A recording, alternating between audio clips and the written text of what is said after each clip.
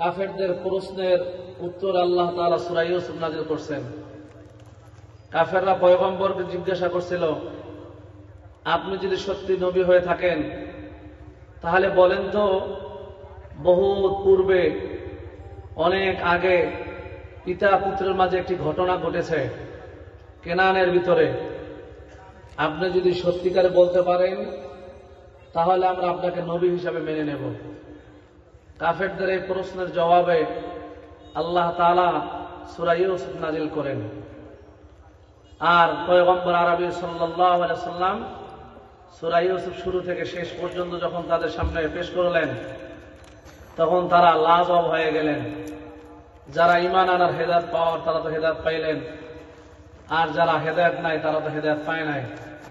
তো সূরা ইউসুফ থেকে একটি আয়াত তেলাওয়াত করেছি। যদি শুধু হাফেজ সাহেবরা সূরা ইউসুফ তেলাওয়াত করে মিনিমাম সময় লাগবে 20 মিনিট। কয় মিনিট? 20 থেকে 25 মিনিট শুধু তেলাওয়াত করতে লাগবে। আর শুরু থেকে শেষ পর্যন্ত যদি আয়াতে তর্জমা করে তাহলে তো আরো অনেক সময় লাগবে। আর যদি তাফসীর করে তাহলে তো আলহামদুলিল্লাহ কয়েক রাত চলে যাবে সূরা ইউসুফ তাফসীর শেষ করতে। তো তাফসীরের তো সময় নাই যে আয়াত তেলাওয়াত করেছি ওখান থেকে মুখতাসার কিছু কথা বলবো, অল্প কিছু কথা যেটা আমাদের নিজেদের জীবনের চলার জন্য যেন পাথেয় হয়। সূরা ইউসুফ আল্লাহ তাআলা কেন নাযিল করছেন? বান্দার হেদায়েতের জন্য। কি জন্য বলেন? বান্দার হেদায়েতের জন্য। কি হেদায়েত আছে এখানে? যে আয়াত আমি আপনাদের সামনে তেলাওয়াত করেছি, আল্লাহ তাআলা বলেন, শুরু থেকে আপনারা শুনেছেন বয়ান, অনেক জায়গায় ঘটনা শুনেছেন, আপনারা ইতিহাস জানেন। তারপর আপনাদেরকে বলি, পয়গম্বর ইউসুফ আলাইহিস সালাতু ওয়াস সালাম একদম ছোটবেলা থেকে মিশরে আসা পর্যন্ত, জুলেখার ঘরে যাওয়া পর্যন্ত, জুলেখা যখন ইউসুফকে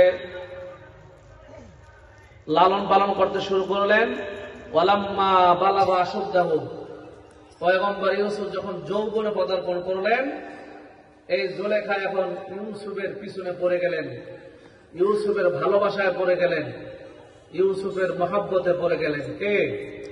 যে জুলেখা ইউসুফকে লালন পালন করছে, ওই জুলেখা এখন ইউসুফের ভালোবাসায় পড়ে গেছে। আল্লাহ তাআলা এখান থেকে বুঝাইতে চান, ইউসুফ আমাদেরকে কি সবক দিচ্ছেন, আল্লাহ তাআলা বান্দাদেরকে কি সবক দিচ্ছেন। এখান থেকে আল্লাহ তাআলা বলেন, ওয়ারাওয়াদাতাহু আল্লাতী হুয়া ফী বাইতিহা আন নাফসিহি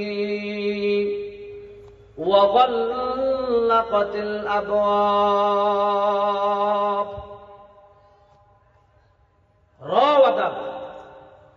রাওয়াদাত মানে হলো ফুসলানো।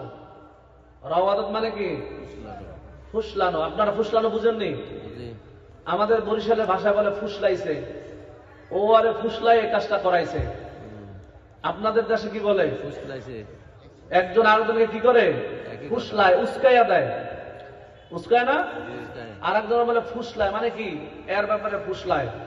তো জুলেখা ইউসুফকে ফুসলাইতে লাগলো কি কারণে?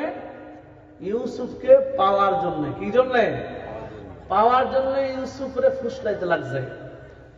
কিন্তু যখন কোন ফুসলানে কাম হইতেছে না, আল্লাহ তাআলা বলেন, ইউসুফ যেই ঘরে লালিত পালিত হচ্ছিল ওই ঘরের ওই মহিলা ইউসুফরে ফুসলাইতে লাগলো।